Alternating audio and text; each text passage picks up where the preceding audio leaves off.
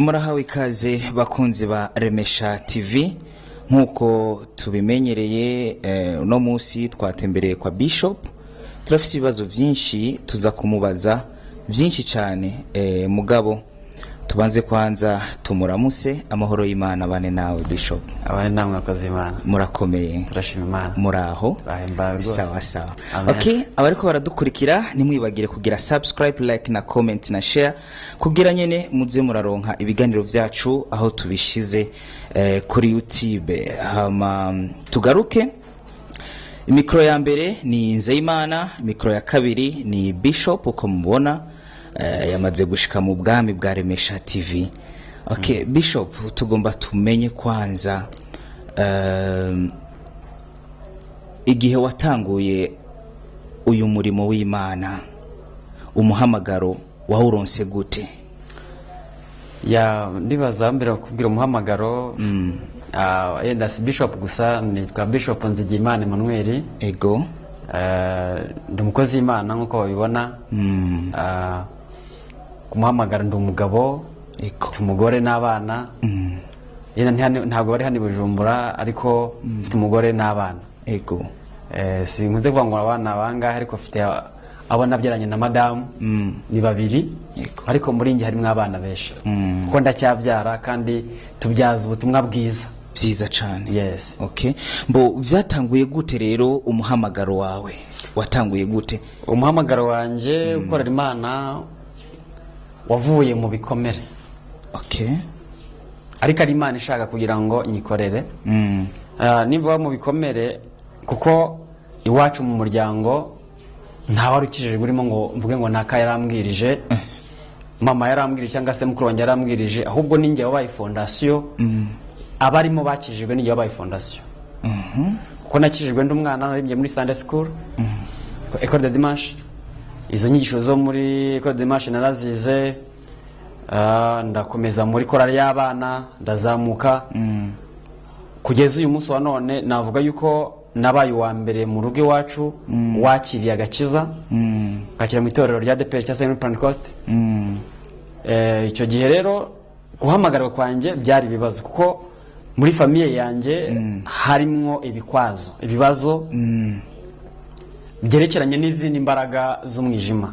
Kuko niba nyogokuru wa ubyara data yararaguraga navuga umusozi yaratuyeho abantu bari mu Rwanda bazahamenya icyahinda mu karere ka Nyaruguru murenge wa Cyahinda igasasa mu kagari ka Gasasa. Uwitwaga wari umupfumu niwe nakuza ndera nubwo nifite ababyeyi bombi ariko niwe wanderaga. Nakuze mbona atera inzuzi aragura ku manywa y'ihangu ni ibintu abantu bazi. So rero mu gukizwa kwanjye nje nabangwa Imana nyihamagariye gukura mu itorero.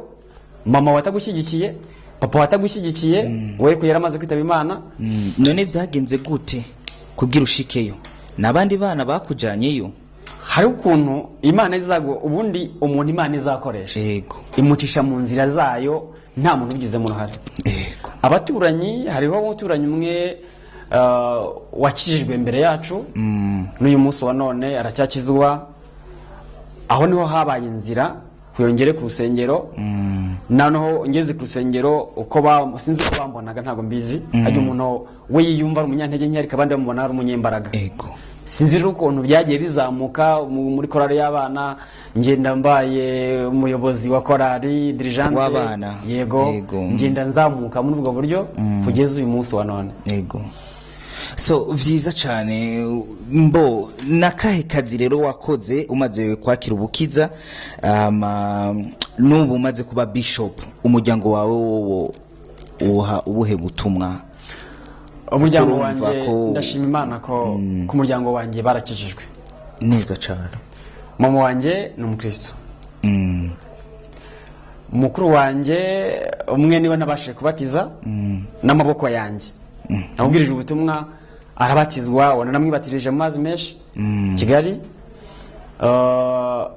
Abandi barabatijwe mu rusengero ariko wo nibatirije n'ibiganza byanjye n'umwe.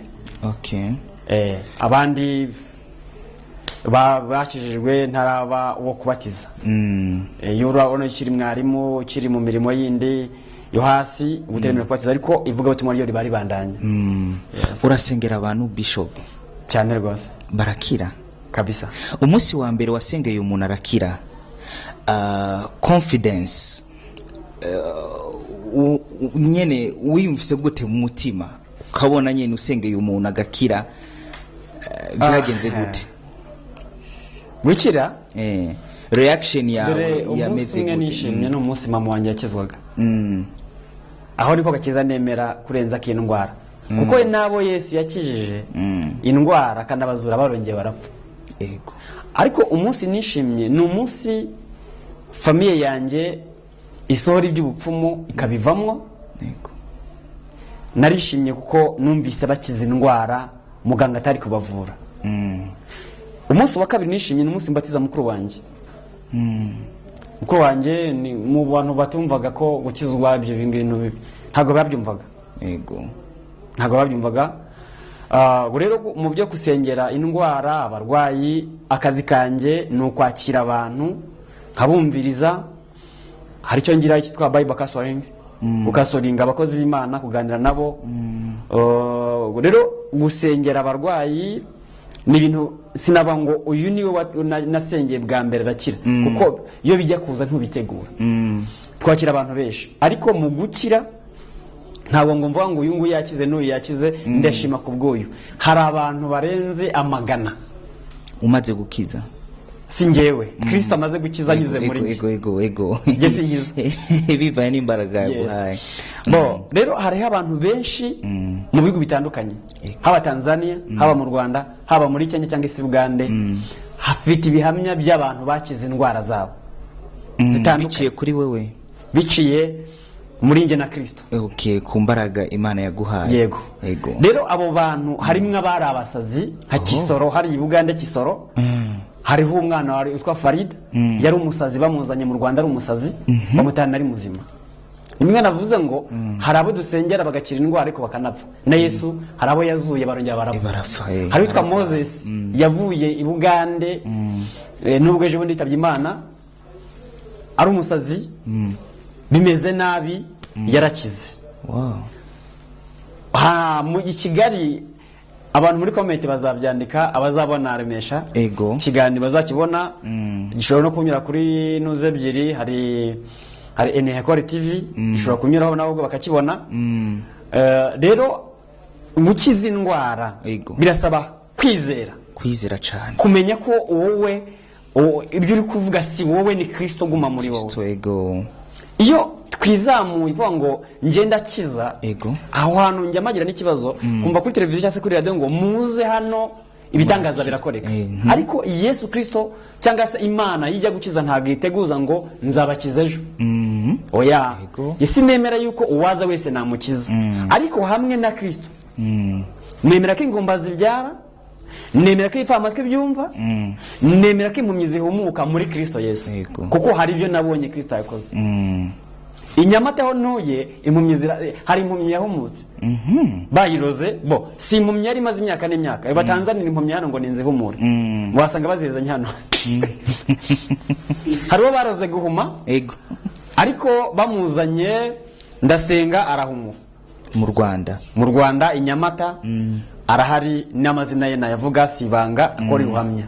Hariho abantu barozwe babateza amagini. Uyu munsi urwo rugo ruragendwa rumeze neza.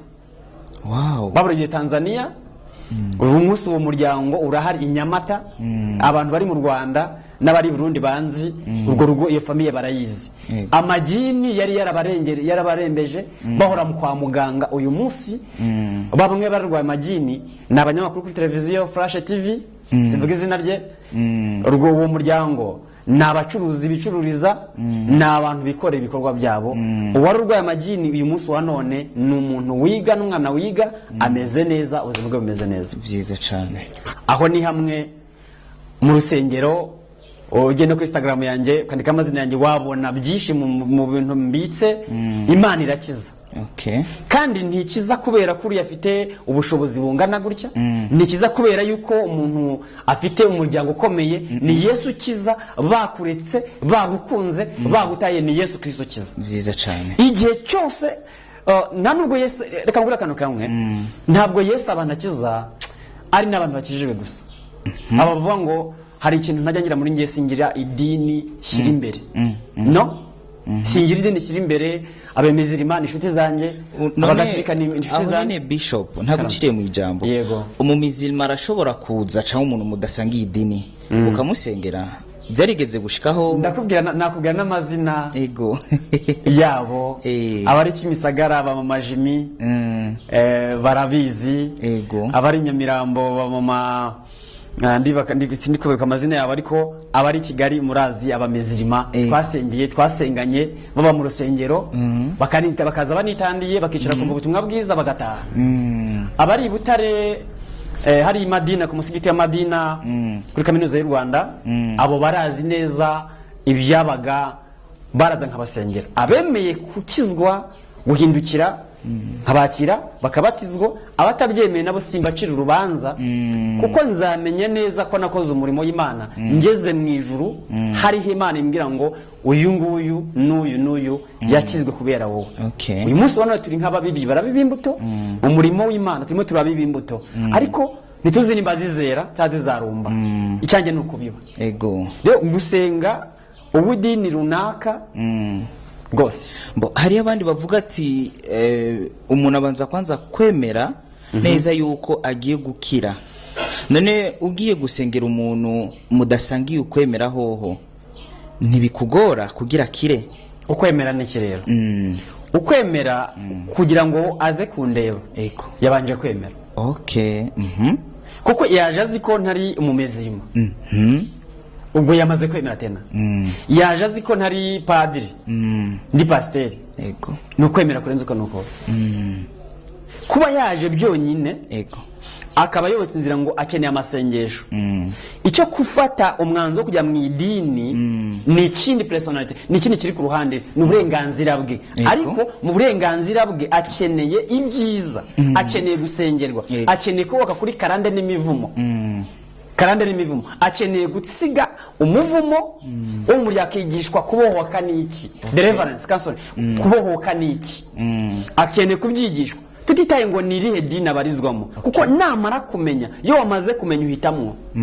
Ubu sinavuga ngo bazanye ibyo kuvuga ngo tugiye muri hoteli, sinahitamwe ibyo kurya ndi burye ntabatarambwira mine y'ibihari. Nabango ndarya inkoko ndacumva, bagahita bambwira ngo ya nta nkoko hari ifi. Biratuma rero mvuga ngo ndarya ifi kuko ariyo masanze. Umuntu uje kundeba, haleluya, uwaje kundeba aba yamaze kumenya icyo ndi bumuhe ni igiki. Ego azi uwaje gusanga hari amakuru bamuhaye yuko ndi pasiteri, aza ari umumezirima. Rero sindi burebe umwitandiro yambaye, ndareba uriya muntu uri imbere ukeneye ubutumwa bwiza, umutima wiwe. Nubwo haba ari muri, nubwo haba ku musigiti bwaba ngo ninze mbwirize, nabwiriza ntagize uwo nkomeretsa. Sawa sawa, kuko nigishijwe Imana na Mwuka Wera. Nigishijwe Imana ibihe byaranyigishije. Ego kugeza uyu munsi wa none nkukurireho ikintu nakwita ngo ni ikinyoma. Aba barata amadini bashyira imbere ni kibazo. Worosoye ukareba ibikomere biri mu mitima yabo bayoboye nabo babanye nabo. Nje mfite ibikomere byabo bita abanyamadini, ariko nkomeje kubana nabo kandi nzaguma kubana nabo. Sineze ko kuyihakana Kristo kubera abantu ya nagambane kubera abantu. Ibyiza nakore nabikorewe n'abantu. Rero ntago ugende ngo hari ikibi mu muntu, ndabango mu muntu hari mwikiza kimurimo. Sawa sawa. Umumezirima nahabwa umugisha, umugaturika nahabwa umugisha, mupanekote nahabwa umugisha. Sino umuntu ari ku isi afite umurimo wo kumenya Imana niki.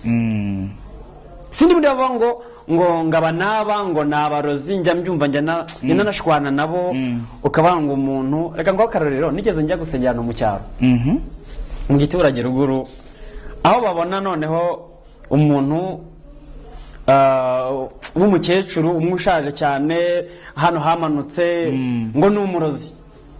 kuko jya mbana na Mwuka Imana uyu muhanuzi ari guhanura ngo naka n'umurozi ni iki kimute kumbi nkurikiranye inshuro nyinshi sanga wa mukecuru ushaje cyane n'abana bato baramutinya guhera aho ngo bamwita ngo ni umurozi nyamara wamuganiriza ukumva igikomere afite cyahavuka cy'umuryango yabayemo n'umuti uvura inzoka ntawazi w'ibyatsi n'ukuri n'uwishano ntawazi kwibaza uyu muntu bita umurozi ari kwitwa umurozi kubera amateka yahavuka nabo bari kumwe nje n'ubutumwa bwanjye buri komora ibikomere barya nyine bisuzugwa neza cyane kuvuga ngo nze bwiza ubutumwa mu gisagara igisagara cyasana mu mujyi muri ville ntago ari bakeneye ubutumwa bwiza bukenewe hariya hepfo hasi mu cyaro hari mu cyaro kubera ko abo bantu tubwiriza bose mu rusengero bazi Kristo bazi Imana barayizi neza bavutse ubwa kabiri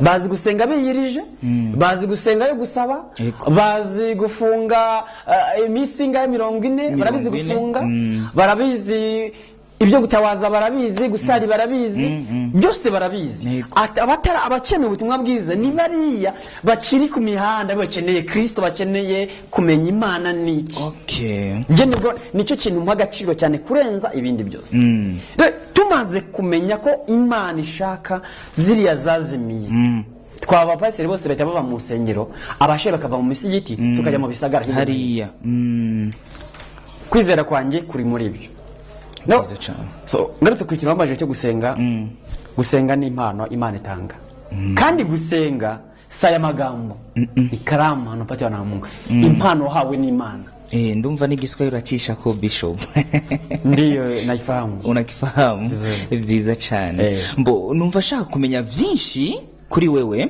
gusa hari ikintu wavuze ngo babandi biyemera iyo bagize amatangazo kumva ati nimuze murabi bitangaza biraza kuhakorerwa se aba bantu umva gute nta zindi mbaraga bo bakoresha kinyume no kwizera ko Yesu akiza umva atazindi mbaraga bo bakoresha biyemera ko kuko ndazi umuntu yemera Yesu ntabwo ashobora kwiyemera avuga ati je ndakiza ahubwo avuga yuko Yesu ari wakiza nkuko wavyivugiye jewe ego ninguha karorero kamwe uratawumva icyo ushaka kuvuga sinemera ko Satani yakorera mu rusengero kuko ntabwo wavuga Yesu mu kanwa kawe uvuge na shitani kandi ushaka kumenya romodo wanjye wariwe Tibijesho Tibijesho muri Nigeria sinigeze mubona ngo duhure gutya ego ndibuka ko twahuriye rimwe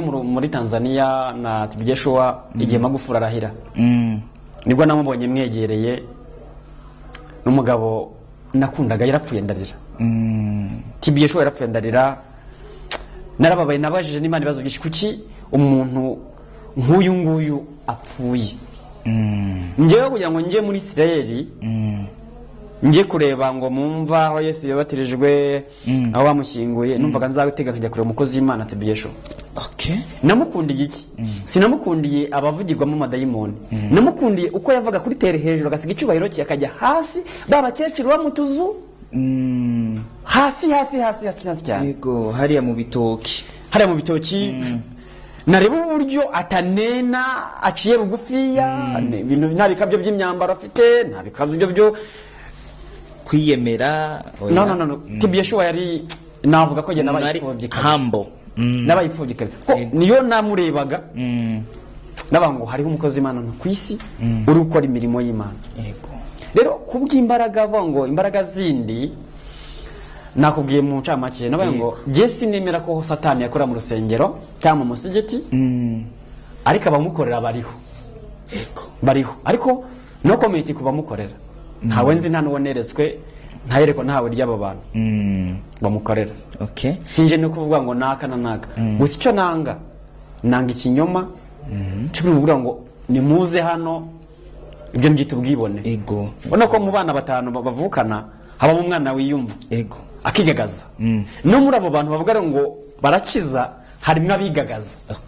abo bigagaza rero ntabwo mbashyira komenti kuko nabyita ubwana ashobora kuba ari umusaza ufite imvi ariko afite ubwana mu mutwe kuko Yesu akorera yabaye umugaragu wa rubanda. Yego. Yesu akorera yemeye gukena. Uyu munsi wa none ubutumwa tuvuga abenshi bavuga nubwo ngo Land Rover, etage, kujya i Burayi, se ko batavuga kujya Haiti. Kuki nawe uraba ngo Imana ikohereje muri Haiti, Imana ikohereje muri Afghanistan, kuki ntawe barabihanurira? Yego. Ubonye viza ijya muri Amerika, ubonye viza ijya muri Canada, ngaho basi na hano bavuge ko bagiye mu ishyamba muri Congo, ko ntawe urabihanurwa ngo agiye muri Congo. Aho ngo ugasanga ni ubutumwa bufite ikibazo muri twebwe. Nyamara umugisha si ikintu, si ahantu. Umugisha ni umuntu. Kama niko na upumuzi, hii ndiyo baraka yangu. Kuba muhumeka ni umugisha wanjye. Kuko jewe muhumeka mfite kugura indege. Je ngihumeka ndi umukandida wo kubaka etaje nyinshi mu gisagara. Vyiza cyane. Kuba ngihumeka ndi umukandida wo kubyara abana benshi. Ariko igihe umwuka washizemo, seve yanjye zazingwa ijugunwe cyangwa sibikwe. Rero kuvuga ku by'impano n'abakozi b'Imana ibyo ni ikindi cyiciro, aho mpageze nateba. Murakoze cyane. Icyo tigicumbike mu kindi kiganiro gutaha. Numva shaka kumenya vyinshi cyane kabisa. Mugabo reka twinjire mu kiganiro nyezi na kwanza. Yego. Bishop, jinshaka kumenya hari abantu usanga bashima Imana bivanye n'ivyiza Imana yabakoreye. Hoho birashoboka umuntu gushima Imana atakintu na kimwe arabona Imana imukoreye nk'ivyo ashaka. Dufate nk'akarorero, nk'umuntu avuze ati je ndakeneye umuduga, agasenga karonka umuduga, uyo arashimira Imana. None mu gihe wosaba umuduga nturonka umuduga, mugabo ukaronka ibindi, ukatusanga umuntu ntabwo ari karashimira Imana. Aba bobo ubabwiye iki ga Bishop? Udufashe usesangure neza. Nuko najya muri Bibiliya, ego, twasanga abantu Imana yakora ibitangaza ari bakeya. Ufite ibyo afite, navuze ngo nahabwa umugisha cyane. Utabifite nawe ni umunyamugisha kuba humeka. Aho navuga ishimwe riva mu bikomere. Gushima Imana udafise n'ikingorongoro. Komenya ngo jewe Bishop Emmanuel ndi umukristo, ndi umuntu w'Imana, ariko hari icyo mbuze. Icyo mbuze ubwo buzima afite butanyuze, butanejeje. Ariko ndagenda n'amaguru. Mfite amaguru yanjye ndagenda, ndafite amaboko ndakora, ndareba. Hari abatareba bashima Imana. Hari abadafise amaguru bashima Imana kandi batazira Imana, baririmbira, bavuga ijambo ry'Imana. Urumva rero niba hariho umuntu udafite ubuzima, ntafite iyo nzu, ntafite ubwo buryo, nta mushahara ngo w'ukwezi, akwiye gushima Imana kuko ariho. Ikindi akanyurwa n'ubuzima abayemo. Imana ikunda imfubyi, ikunda abapfakazi cyane. Kandi ubwo buzima bwose, uyu muntu ufite amafaranga yaba imfubyi, uyu muntu ufite amafaranga yaba umupfakazi, uyu muntu ufite amafaranga hari ibyo adafite, ashobora kuba adafite urubyaro kandi afite amafaranga. Kandi afite amafaranga, yego, akwiye gushima Imana. Ubwo afite uruhande rwo gushima Imana. Rero uriya muntu ushobora kuba ari ruguru mu cyaro, udafite inzu, udafite imodoka, udafite ubuzima, nashima Imana kuko agihumeka. Hari abapfuye bangana nawe, abo bavukanaga. Rero gushima Imana ntibiva mu byo utunze. Gushima Imana ahubwo biva ku mutima, wawe kwemera, wumva ngo Mana ndagushimye ko hari abifuza uko ndiho, harifuza uko uriho. Rero wowe udafite uko ubigenza, shima Imana kuko urahumeka neza cyane, kandi ejo hawe ni heza. Nje navukiye mu cyaro, komeza utubwire. Navukiye mu buzima bw'inzu ya nyakatsi. Izi nzu z'ibyatsi twazibayemo. Kandi uyu munsi wa none mfite inzu yanjye nziza, mfite imodoka yanjye. Ese byavuye he? Ni iki nakoze ngo mbigereho? Ese ni iki nakora ngo mbigumane? Nta na kimwe. Nta na kimwe. Kwa neema ya Mungu peke yake. niba rero dufite imana muri twebwe yuzuye, dufite byose basi, hari ikintu ngira ngo tuzaguma kuganira, ikintu cyerekeranye no kubohoka. Ubutunzi turabufite, ariko turaboshya amaboko yo kwakira. Amafaranga arahari, ariko turaboshya amaboko yo kwakira. Tubohwa amaboko kandi nanone rimwe na rimwe tukabohwa no mu myumvire. Hari deliverance cyase kubohwa, abakeneye kubohoka mu myumvire. Uriya muntu abonye 50,000 agatinyuka akabikoresha, akacuruza inyanya, akadandaza inyanya, akadandaza amavoka, agatandagaza izo ndagara, umuryango wabaho kandi Imana yamuha umugisha. Abantu benshi baboshye mu myumvire yuko bazakora bagize miliyoni. Namwe ngo ubuzima bwose buri mu biganza byanjye ngo mbitegeke. Amahitamo yanjye ari imbere yanjye. Rero wa muntu udafite uko ameze akwiye gushima Imana. Uriya muntu maze igihe kirekire arwaye kubera ko igitanda ryamyeho, hari abandi bashiryamyeho barapfa. Hari ikintu Imana imutegerejemo ngo abanze agikore. Icyo kintu namara kugikora, Imana iraza kugira iraza kumuhereza umugisha. Hari ikintu abo abantu bategereje. Impamvu utarapfa nanjye ntarapfa, hari ikintu ngomba kubanza gukora kugira ngo umugisha wanjye ugire gute uze. Imana ishimwe cyane. Hari ikintu kigomba kibanze gikoreka mu buzima bwanjye. Impamvu ntarapfa, impamvu utarapfa, ufite inshingano z'ibyo ugomba gusohoza. Nizimara kurangira afite yanjye uzapfa. Inshingano wahawe n'Imana hano ku isi. Reka mbwire abantu batukurikiye, abo pasiteri, abeshehe, abo mudiyakoni, abo protokole, abo wari we wese, kuri ino ufite inshingano neza cyane. Izo nshingano ufite ushobora kuba arizo kugira ngo ubanze uzamure umwana wawe agera hagera. Zikore hakiri kare, urupfu rwagutegereje. Abo ukomeye, uhambaye, woroshye azapfa neza. Aho kumenya ngo niki gitumye ndi ku isi, iki gitumye uriho nanjye nkaba ndiho. Hari inshingano ngomba kuzuza, yafite misiyo ngomba kuzuza.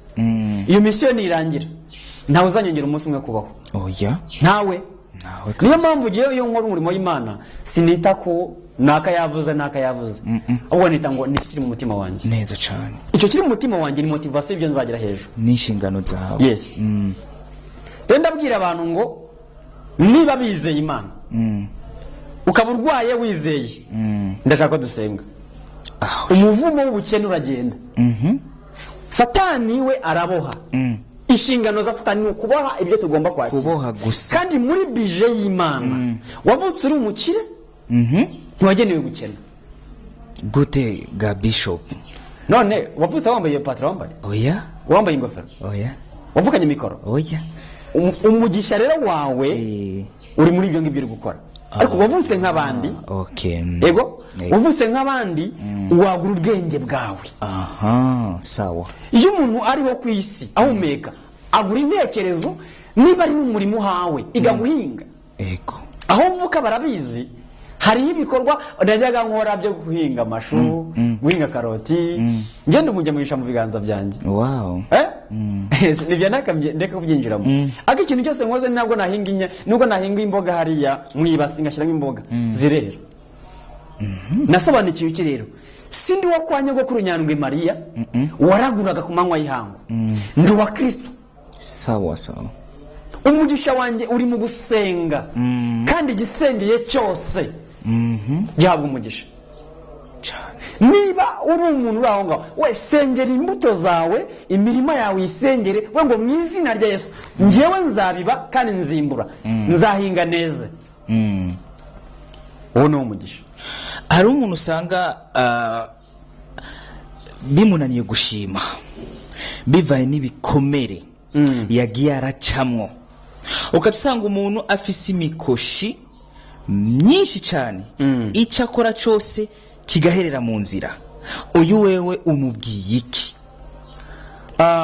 Icyo nabwira umuntu ufite imikoshi, nahure n'abakozi b'Imana bukuri batamubeshye. Hariho fondasiyo y'ikibazo. Hari fondasiyo y'ikibazo, mbere nambwira n'abapasiteri barakurikirana Remesha TV na Enihekore TV abasha gukurikirana zicana.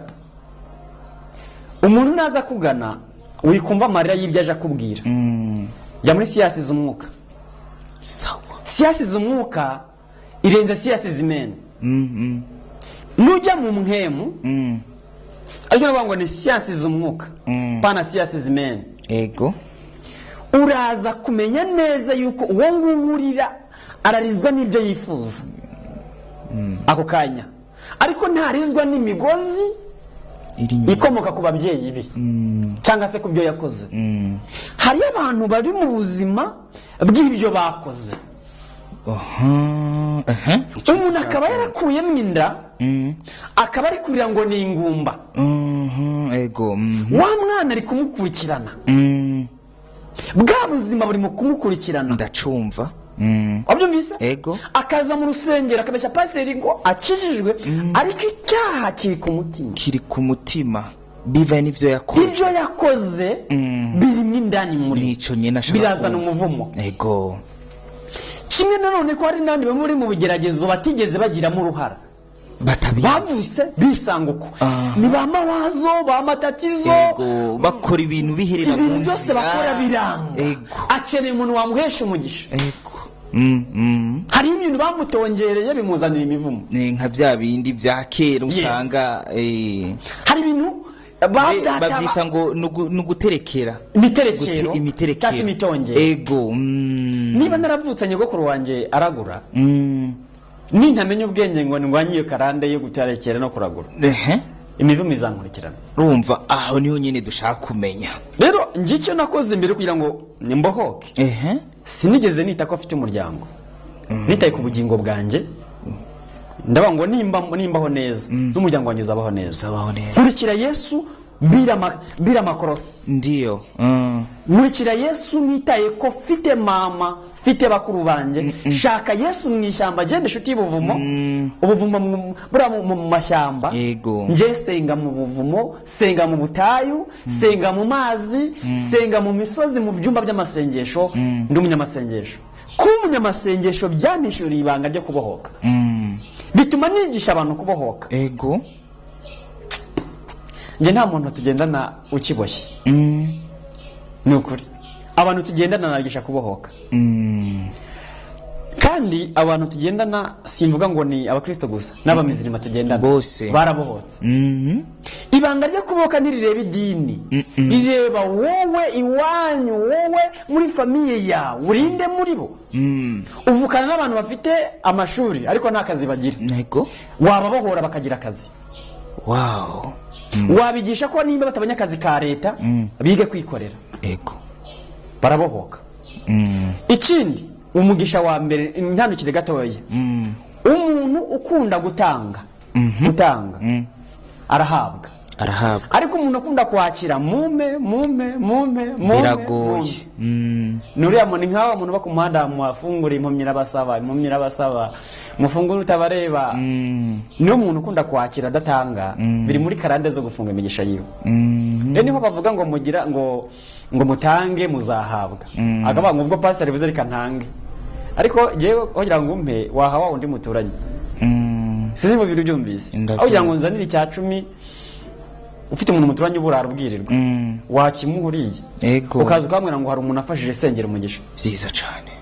Mbivuze kuri channel ya Remesha TV. Remesha abayikurikira n'abazakurikira Enihekore TV iki kintu bazanyomoza. Aho kugira ngo uzumbwire ngo nzanye cya 10 ukizaniye ngiyewe ufite imodoka n'inzu ndaramwo. Uturanye n'umuntu uburara ubwirirwa cyane. Je waza ukambwira ngo Bishop Emmanuel ni karame, hari umuntu nafashije anyagirwa ndamusakarira sengera Imana imumugisha. Wow. Nukuri nta commentaire nashyiraho. Naba ngo pfukama ngo sengere kandi uwo mugisha wawe uronka. Reka mbwire n'abantu bari hirya no hino. Barirwa bavuga ngo paseri nakaka bamushyigikire afite vewe itagendamo. Afite Land Cruiser agendamo, afite majipe hari amarike z'imodoka nyinshi ntazigewe. afite villa, inzu ya etage atahamo. Umuntu uri muri abadespora bari hanze hirya mu bihugu by'Uburayi barirwe bareba umupaseri bakamwohereza amafaranga kira yego ariko bazi neza ko aho bavuka hari umuntu unyagirwa. Uramara amafaranga amadolari yawe yamarira ubusa. Ni wenda ntushyigikire yenda Imana izashyigikira. Ariko bibaye byiza uyu muntu akavuga ngo hariho umukene yubakiye. Ego ndakunda uyu mubyeyi waremesha. Ego nindashyikirwa kandi ni umuntu w'umugabo n'ubwo ari umudamu ariko ni umuntu w'umugabo. Ego ni umuntu w'umugabo. Umuntu utitekereza agatekereza abandi. Umuntu uhagurukira ipfubya agahagurukira umuntu ufite igisebe nka kiriya mwabonye kuri Remesha. Agahagurukira umuntu nk'uri utabasha kwivugira.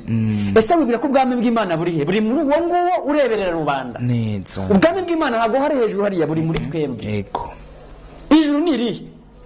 Riri muri twebwe. Kugira ngo ugende nje mu muryango w'ijuru ni njye ubwanjye nzikomangamo. Ubugenzi ko nzarimbuka cyangwa se ibikorwa byawe no kwizera yawe.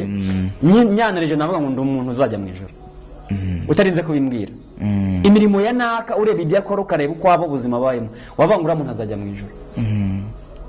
Rero ishimwe rirava kuri wowe ugihumeka.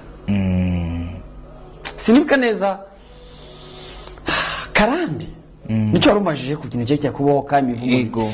Abantu benshi barimo barayoba bajya mu nsengero ngo bagiye kubohoka. N'abandi usanga bacika intege yo gushima Imana bivaye n'ibikomere bafise batewe nabande nabo bagiye basanga canke nkuko bivuze nivyo baciyemo ibyo banyuzemo. Okay.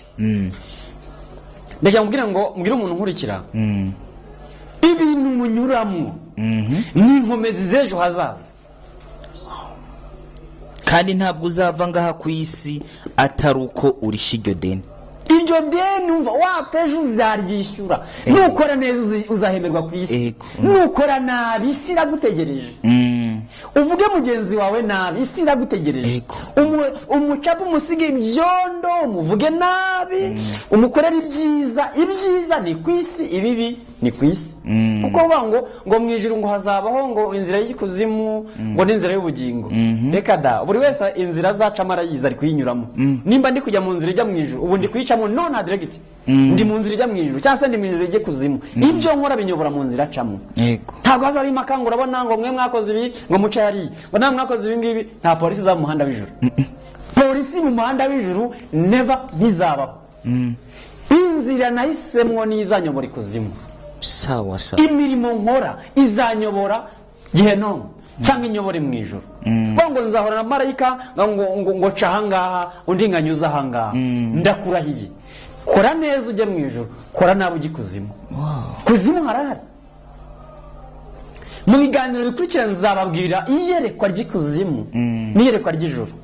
Ijuru rihora rifite impuhwe umuntu wavuga ngo ndemera k'Imana iriho gusa byonyine. Ndemera k'Imana iriho. Mbwira abamezirima barimo kunkurikira. Imana wahisemo komeza iyo wijarajara. Menya Imana, kora ibyiza, kiranuka, girira abantu neza, ibindi byihorera. Igikuru n'ibikogo. Igikuru ni iri dini na adresse n'uruganda. Ni inzira gusa tunyuramwo mugabo ibikogwa byacu nivyo bigize. Bana yanjye. Iyo tugeze aho ngaho kubyerekeranye n'ijuru nubwo turangira abantu ijuru turababeshya. Turababeshya. Ego turikubira mu madini yacu. Muzi wacu hari ibitangaza. Muze turakiza abarwayi. Muze turabahora. Urabohora wowe urinde. Kwa neema ya Mungu. Okay. Tutafunguliwa. Kwa neema tutaweza njia gani? Okay. Tunapita wapi? Turacha hehe. Neza cyane. Turagenda kubw'ubuntu bw'Imana. Ego. Turabwiriza kubw'ubuntu bw'Imana. Turasenga kubw'ubuntu bw'Imana. Ntabwo tubikora kubera ko turi abo mu idini ati Pentecoste de peri. Bakwidini Fatimana. Wow. Bakwidini wiziritseho Fatimana.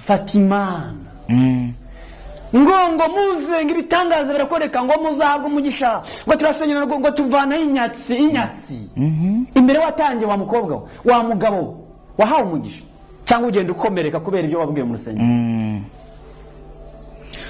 Babigisha kwakira ntibabigisha gutegereza Imana. Subira mu jambo Bishop. Muze muhabwe umugisha, muze mwakire visa, muze ingumba zirabyara, bakagenda bagiye kwakira ariko ntibamenye gutegereza Imana. Tegereza Imana. Indwara zirakira akajya y'ukuguru kungana gutya ati ndategereje gukira ariko nigeze abwirwa kubana na Yesu inuga arwaye ategereze Yesu arwaye. Icyari cy'ingenzi ni ugutegerezanya Yesu, ukarwara ugategereza Yesu, ugakena ugategereza Yesu, uri umukene tegereza Yesu, umushima ukennye kuko Yesu ni Yesu wabakomeye, ni Yesu waboroshye, ni Yesu wabahambaye n'aba. Rero duhindura ibintu. Mu rusengero nta Yesu bamo kuko niyo barukinze hazamo akabari. Yesu aba mu bantu mu mitima yacu. Imana iba mu mitima yacu. Ntabwo iba muri ziriya nzu twubaka. Iriya nzu wabuze ngo hazemo akabari karakomeza kandi ntabwo Imana ibatwikiramo.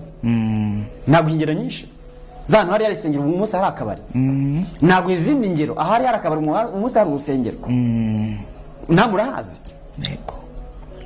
Tuve ku idini dushaka Imana cyane. Tuve ku idini dushaka Imana. Abantu bigishijwe kwakira ibitangaza ntibigeze babwirwa kwakira nyiri ibitangaza. Na niyo mpamvu badashima. Washima ute? Iyo icyo yategereje akibuze ntashima. Yashima ate kandi yarabwiwe ko agiye kwakira visa, agiye kwakira amadolari, agiye kubona umugabo mu diaspora, agiye kubona umugabo w'umuzungu. Yashima ate? Nabaza babenga. Imana igukoreye ubukwe akaguma muri ibyo ngibyo. Nuje agahita avuga ati oya so uyu nguyu bambwiye wanga uko barapresha bango ni umuzungu kandi usaba umuzungu ubundi naza bazavugana uruhe rurimi kubera icyo bamushizemwo yuko azamwakira mugabo ntamubone nta gushima kuzoba kurimo.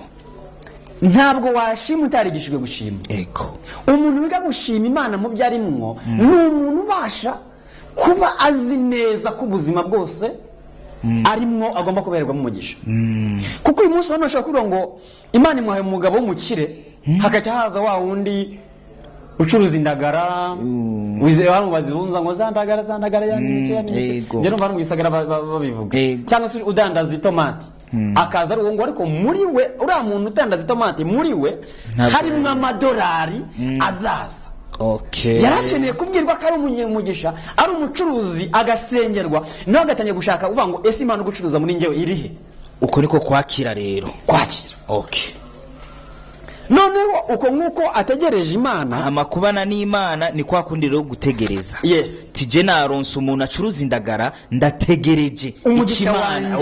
Uri namenya abantu Yakobo ajya kwa Labani. Nyina yaramubwiye, nyina Rebeka aramubwiye ati mva mwana wanjye uyu munsi Yesu arahabwa umugisha. None hari ibanga namenye ni wowe munyamugisha. Ndagutekera ibyo kurya Isaka akunda umugabo wanjye akunda.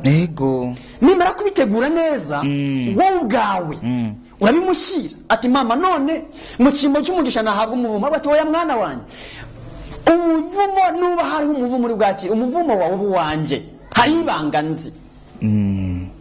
Gira n'ingoga arabiteka hari ibishyira Isaka yarashaje yamaze gusaza. Ifungura rarya neza atariko umwana wanjye ijyane nguhe umugisha.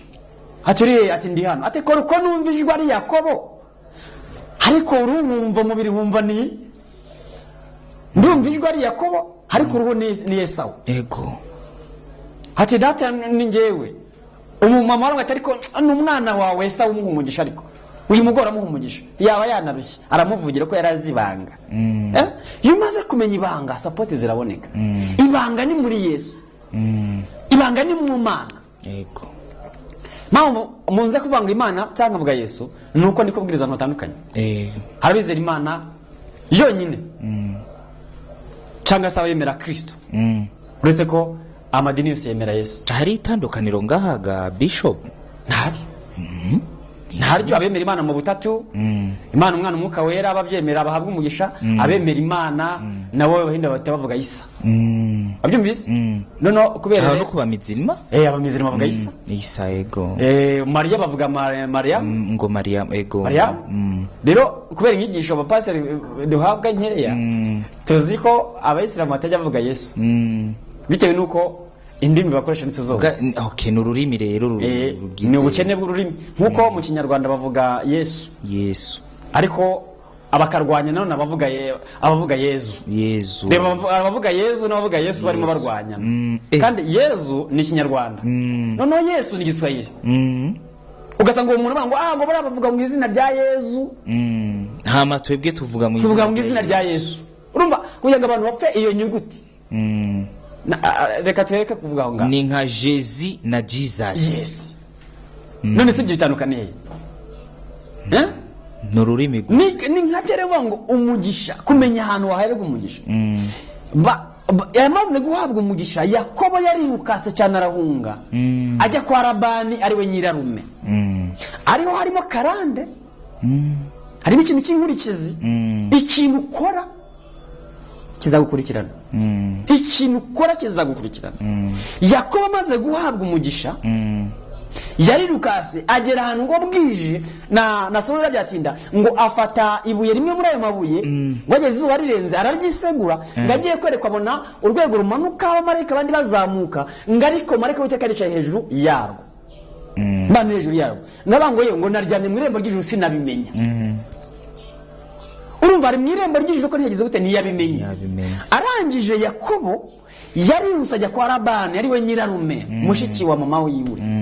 Agezeyo atangira gukora imirimo y'ubworozi bw'inka n'intama. Bango noneho rero nzajya ngukorera tugabane.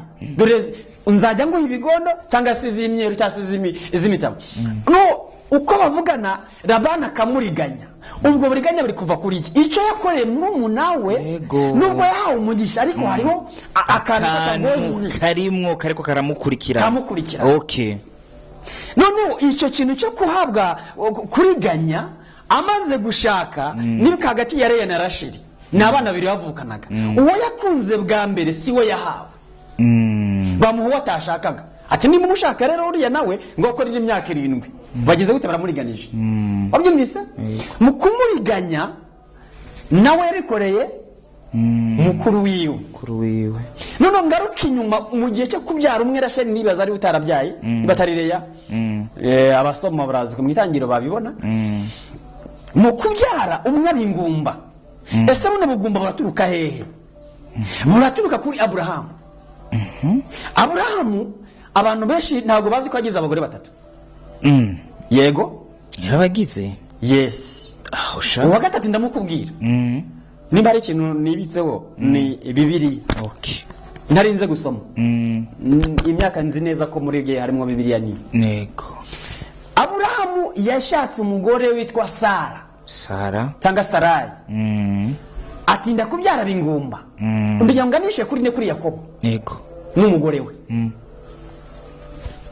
Amaze kubyara amaze gutinda Sara atari ko rero dufite umugaragu wacu umukozi wacu reka tumubwire kuko abaje bakira bafite ubukorone ku buryo nta jambo barafite. Azabyarira ku bibero byanjye umwana wanjye azagira gute uwazabyara azanyitirirwa bitwangize byo gute tumwirukane agende.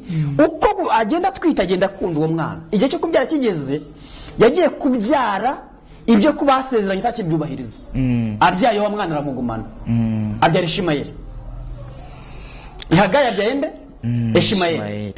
Ishimayeli amaze kuvuka niho marayika w'Iteka yaje bagiye kurimbura Sodomu na Gomora ngo arabakira amaze kubakira ngabishaza munsi y'igiti cy'umwera arabagaburira bararya baranywa bamaze kurya baramubwira ngo ariko Sara umugore wawe ari atari mu ihema.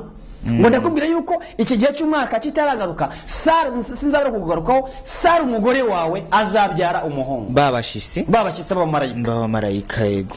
Barangije bataberekeza Sodoma ari bavanga ariko hasigaye iminota habonetse abantu 70 ntiwahababarira. Arakomeza amano kugira kuri 50 bati ntacyo naboneka ni 10 batarimwo Loti ndahababarira. bajya kuri Sodomu na Gomora basiga mu hano wanuze kazabyara. Isaka niho yavutse ariko urubyaro rwarabuze.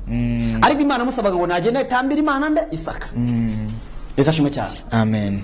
Sinzi ni minota atari mumbane nyine. Oya iminota iracyariho mugabo mu guheraheza ndafite ibibazo nka bibiri ishaka kukubaza Bishop. Yesoza kano kantu. Ego. Kerekeranye na karande nta kibazo. Ukazirikana abantu ishaka kwitumbaza na karande vahe hubu. Ese karande habwa abapagani abadasenga cyangwa umuntu wese yagira karande. Umuntu wese yagira karande. Ego. Turi kumwe? Noneho amaze kubyara cyase amaze kubyara Isaka nawe dusoma muri Bibiliya tugasanga umugore we Rebeka yabaye ingumba atinda kubyara. N'ikimenyimenyi Rebeka yabyaye rimwe nkuko Abrahamu yabyaye nde yabyaye rimwe akabyara ku ngore isezerano rimwe. Abyumvise atinze kubyara ngo Isaka ajya gusengera nde Rebeka ngabyara abyara Yakobo na Esawu. Ndetse bavuka umwe afasha agatsisi no kundi bakururana. Yesashimwe cyane. Ibyo ngibyo bibayeho biragaragaza ko hari ikintu cya karande kwande kwa Abrahamu. Yatinze kubyara n'umuhungu watinze kubyara. Abrahamu uyu munsi mbajije ikibazo nkabango ni mwandike ye ntakivuze ngo nibandike kuri komakeri. Abrahamu yagize abana bangahe? Hari abambwira abana batatu cyangwa se babiri. Hakugena ko Abrahamu agize abana 8. Usomye itangira 25. Sara maze gupfa Abrahamu arongora undi mugore twa Ketura babyarana abana 6 basanga bangahe? Wasanga Isaka. Uyu niwe mugore wa gatatu wa Abrahamu. Ubita Ketura. Nushaka we ufite na telefone ukandikamo izina Ketura muri Bibiliya baca bakwereka. Ahita kwereka kandi usomye itangira 25 harimwo umugore wa gatatu wande wa Abrahamu. Uwo mugore wa gatatu yabyaye abana 6. Abrahamu yuzuza abana 8. Harimwo Isaka, hakabamwo Ishimayeli n'abana bangahe ba Ketura. N'amazina yabo arimwo. Abo nibo bana Abrahamu. Rero bose hamwe ni 8. Kurumva 6 shizeho babiri ni bangahe? 8. So iyo karande yo kutabyara yarakomeje. Igera kuri Yakobo. Umugore wa mbere aza kuba ingumba. Ego. Ikintu cyose umuntu akoze ntibakakirebe kama kawaida. Si ibintu bisanzwe. Iki fiti inkurikizi yacyo. Ico naco bivaye n'imbaraga Yesu yabashizemwo murashobora kubifashamwa abantu. Ndashobora gusengera umuntu ku bwa deliverance. Guciye imigozi uko ni imigozi. Urakoze. Kuvuguruza hari deliverance ikorwa mu magambo. Reka nayo kubera ko hariho ibintu bimwe tuzabivugaraho ibintu deliverance kubohoka bya deliverance biriho muri iyi minsi birimo ikinyoma kitari mu ijambo ry'Imana bikorwa nabi. Kuri deliverance nihuse deliverance nuko umuntu avuga ngo akubwira ngo nanyuze muri ibi nyura muri ibi nyura muri. Ashaka kubikubwira akijijwe yarakijijwe ari umukristo cyangwa se ari umumezirima bakigiye hari ibintu byambayeho byamabanga. Je mu kiganiro ngira bitambe nibanga ubohoke. Menibanga ubohoke. Unaka afite ibanga we abitse ku mutima we ari ryo rimuboshye ari ryo nzitizi ye. None utarifite utafite ibanga abitse abafite famiye ibyo yakoze cyo byo yagiye. Hari abandi usanga bumva isoni uvuga ati pastor. Aho ngaho yumva isoni rero ntaga ajya mu rusengero hariye. Niyo mu pastor bariho abashehe bakabaho yakira umukristo wiwe cyangwa se uwashinzwe kuyobora akamwakira muri office cyangwa akamwakira mu rugo akamuganiriza. Ese umupastor ni iki? Umupastor ni papa witorero. Ni nk'umubyeyi n'umwana. Nase icyo umwana wawe yakora bagenda umwandagaza hanze. Oya kirazira. Rero impamvu ubona abantu bati numva isoni nuko ibyo bavuga babisanga hanze. Naho ngaho rwose abakristo mujye mwigira amabanga nababwira ngo muri iyi minsi ntago ari byiza. Mwigirire ibanga. Cha kibazo rero kiragaruse kiraje. Hari ukuntu umuntu ashobora gutumbera iwawe canke kuba pasteur canke kuba bishop ugahita umenya ikimubakiye ku mutima. Yego. Birashoboka atarinze kwidondora atarinze kuvuga ibyo yanyuzemwo. Imana irashobora kukujamwo ikakwereka ivy'ubuzima bwiwe bwakahise. Yego. Kuri njyewe nyirango cameraman arabyumva cyane. Yego.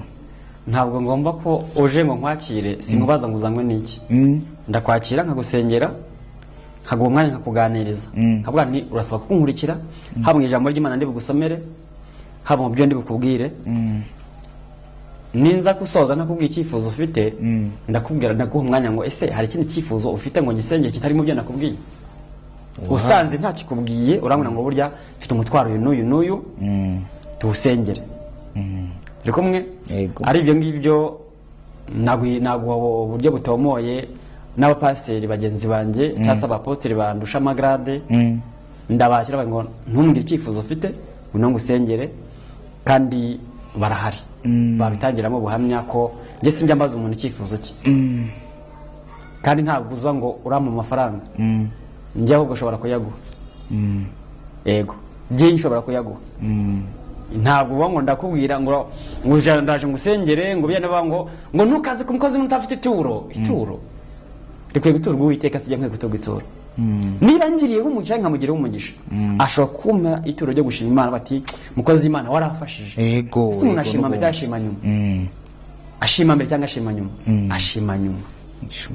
Urumva niba anyuzwe n'uburyo namwakiriyemo agwati mukozi Imana ndumva ashaka kugira ngo ngukoreho umugisha mpesha umugisha. Ese ntango umugisha mpesha abantu umugisha. Yego umugisha uva ku Mana biciye no kuri wewe. Yego bivaye n'imbaraga Imana yaguhaye. Umugisha umva n'ikintu cyanjye mfite genda muhesha umugisha ndamusengesha kumuhesha umugisha ariko sindi bumuha umugisha biravana nawe nyine mukashaka kubikora agira ngo ndebe agira ngo ndebe kandi abo bantu bo kwanza ubabwiye iki wa wundi usanga atumbera umubishop cyangwa umupastori kugira nyine arebe imbaraga ziwe aho zigera.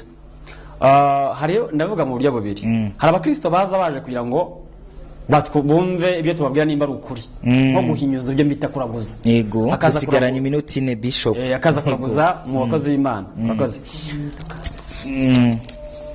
Hariho n'abantu abapaseri navuga ngo barimo barakabya akumva yuko wenyine imbaraga z'Imana zituye muri we akabuza n'abantu kujya ahandi hantu. Yego noneho abakristo nabo bakabakomveka ko nibajya ahandi hantu bazagira ibibazo bakavuga ngo nimujya ahandi hatari ngewe hano muzagira ibibazo cyane nimugende musengera mushaka muzahabwa umugisha n'ubundi wo ngo yababonye mukuze. Pastor yakubonye ukuze kandi nta muvumo n'umwe umuntu azakira utavuye muri we umugisha uzava muri nje umuvumo uri muri nje nta mavuga ngo runaka azavuma umuntu. So rero abantu bavuga ngo ndeka kubera iminota 3 oya nta kibazo je mbona ndi uburyohe ni bwose bashaka kubandanya kugira dutahure neza. Tukomeje rero sinzi nimba warunyuzwe kuri karande kubyakenye na karande. Yego hari urundi rugero kuko ye mpamvu nanze kirirwa ninze kuzenguruka muri Bibiliya nuko inkuru ndi kuvuga abantu benshi bazizi kandi ziri confusion nabereka nabwira hano zanditse nk'ibya Ketro umugore wa gatatu benshi ntago bamuzi n'abateolojiya benshi abo twiganye barabizi. Yego iki kizamiri cyarabatsinze ashwiye muri Emausi murabizi namwe. Umugore wa gatatu ntago bakunze kumuvugaho akusomye itangiro 25. Yego urabona umugore wa Ketro umugore wa gatatu wande wa Abraham ubyara abana 6 akoza abana 8.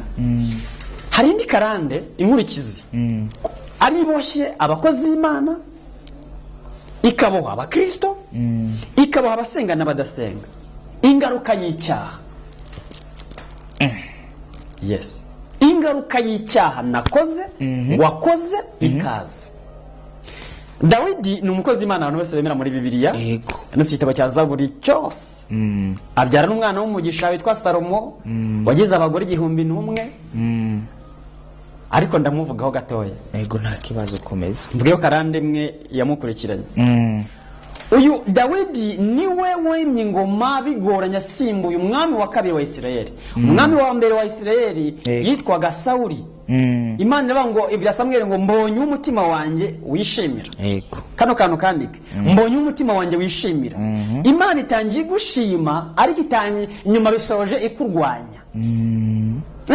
Imana ishobora guhamagara pasiteri cyangwa se umukozi w'Imana yatangiye ashimwa akora ibyiza bitangiye ari Imana imwirwanyiriza. Yego ibyo bintu bisobanutse kuba watangira Imana igushima bigasoza Imana ikugwanya ikakwimbira gusimbuza undi. Sawuli ni Imana yamwimitse, Dawidi ni Imana yamwimitse, ariko si cyatumaga bamwe baba abandi bakajyaho n'igiki gutandukira.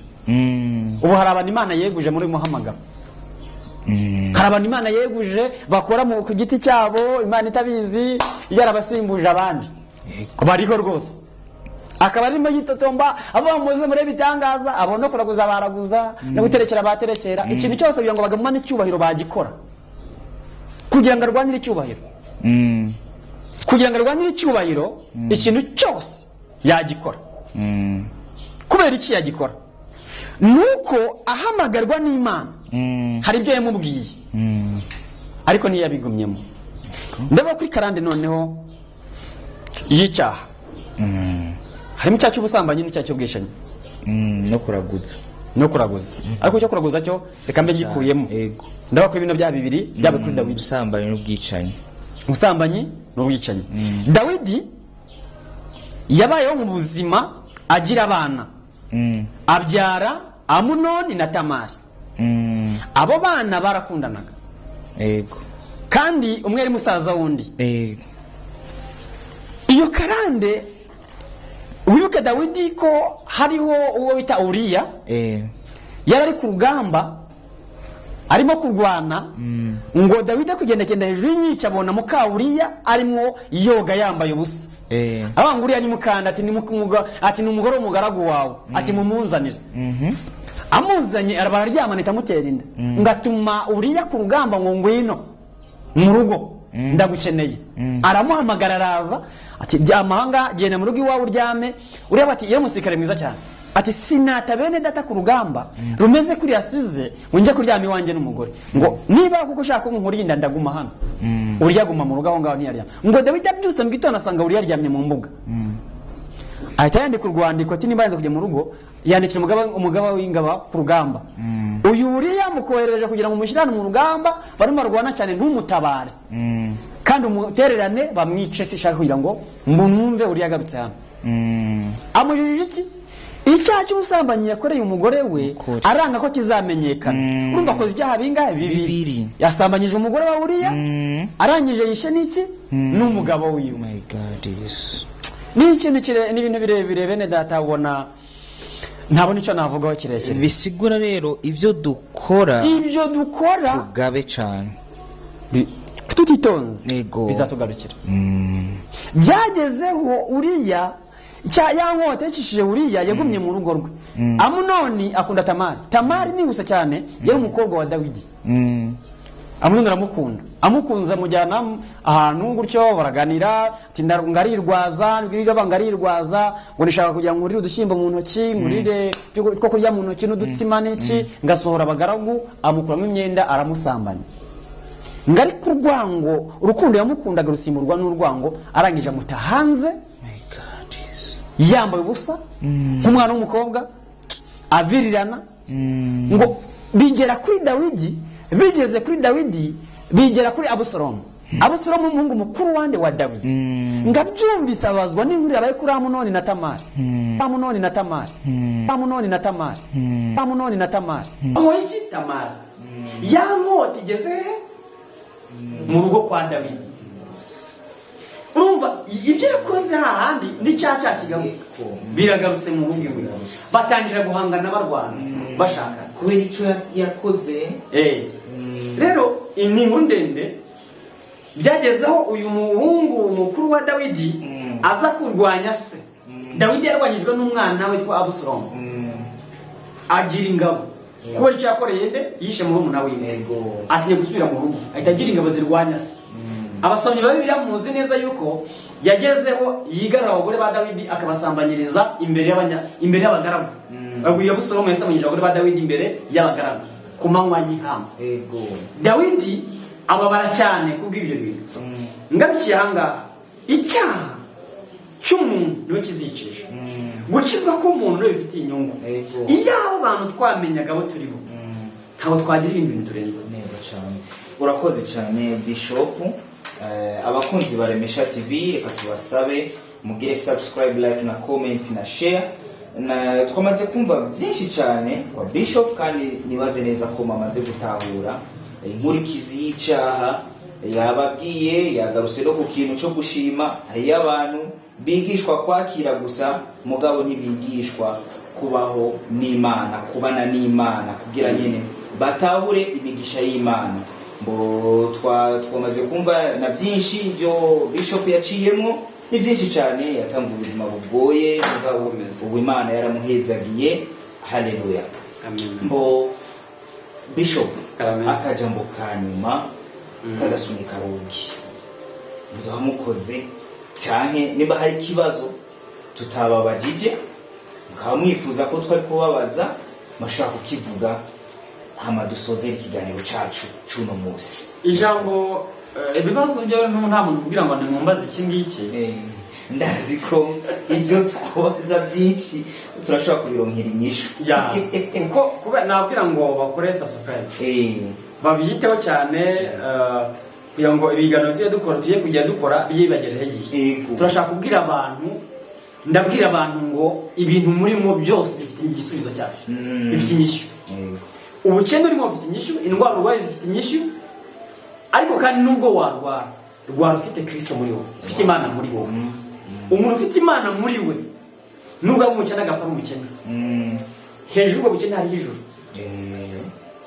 rero icyo nasozere nababwira ngo mwebwe ubwanyu mwige kubana n'ibintu byose kandi mushime muri byose igihe abantu babakunze babanze mushime mufite ubutunzi mutarufite mushime iga gushima no mu makuba yawe no mu burwayi bwawe kuko gupfa tuzapfa twese ariko tuzajyayo umutima ushima urahawe nasoza mubwira ngo muri Daniyeli ibice 10:11 hari aho bisubizo bya Daniyeli byaje bifatirwa mu kirere marayika w'Imana aza kurwanya intambara yo kubohoza ibisubizo bya Daniyeli ibice 10:11 hari marayika w'Imana abwira Daniyeli ngo haguruka weme kuko uyu munsi ngutumweho urumva ko iyo upfukamye ugasenga n'ibisubizo byawe hari aho biva abantu benshi ibisubizo byabo byafatiwe mu kirere abagabo n'abagore byabo byafatiwe mu kirere bige gusenga amasengesho atarimwo waraza utawaraza ngo gusenga wiganyira gusenga ushidikanya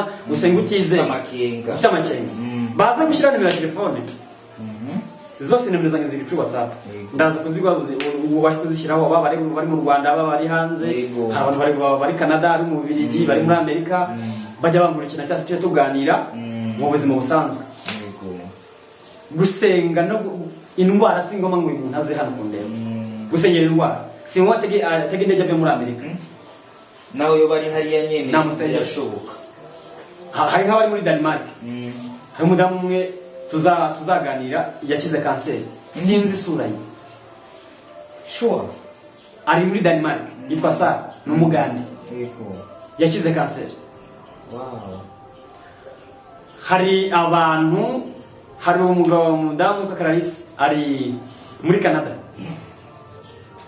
ubu ni mama w'abana babiri kandi yabyaraga yari ngumba yego sinzi isura ye sindamubona hari ni Canada ngifite abantu benshi hari umuntu batezaga inzoka inzoka buyoka ikaza mu nzu kuri telefoni aho bavuga ngo mu mahanga ntihababarozi niho bari urumva inzoka ikaza mu nzu ikamuvuyanga gutya kuri telefoni uyu munsi ari amahoro ndabizi neza yuko nibabona iki kiganiro bazavuga kandi bazashyiraho komenti cyangwa se bayenda bazampamagara ariko ndahamya Yesu Kristo Imana data wa twese mu ijuru ni Imana ikiza ni Imana ishoboye ni Imana ihambaye ishobora byose umukozi w'Imana wari wese uri kurya iki kiganiro nariko ibyo abantu bavuga ariko ari Imana ivuga Imana ibamugisha amen twasoza dusenga Imana twatagiye tuganira twivuga ariko twasenze byose birashoboka ko twasenze atari kuri kamera ariko reka dusoze dusenga abantu dusengera abantu bazakurikira iki kiganiro abantu bihebuye bari mu burwayi bari mu bukene bari mu sanga zitandukanye Yesu uko yari arejo n'uyu munsi niko ari uko Imana yakoraga mbere n'uyu munsi niko igikora nta kinanira Imana mu gihe cyashyizweho data mu izina rya Yesu Kristo wa Nazareti ndagushimye kuri Imana nyama gushimye kubw'urukundo dukunda gushimye kubw'imbabazi zawe ibi byose biri mu mugambi wawe. Iki kiganiro dukoze cyo kuremesha abantu, nyemerera kuko ari wowe uremesha imitima y'abantu, uremesha abantu bari mu madidane, uremesha abantu bari mu magorwa, kandi kubw'izina ryawe ukiza abarwayi, ukiza abarwayi barwaye indwara zikomeye, abarwaye ibisebe by'imivogo, abarwaye indwara z'ibicuri, abarwaye indwara z'ubuhumyi, abarwaye indwara zitandukanye, bose ingumba zibyare, abantu bose nibahinga bimbure mu izina rya Yesu. Reka umugisha w'Imana uze ku buzima bwa buri muntu wese uza gucyara kino kiganiro, uzabona kino kiganiro wese azatangire kwakira kubohoka, kazamukize karande yari yose. Njyazimaje mu izina rya Kristo yakoze Yesu. Amen. Mwagumugisha mu izina rya Yesu. Amen.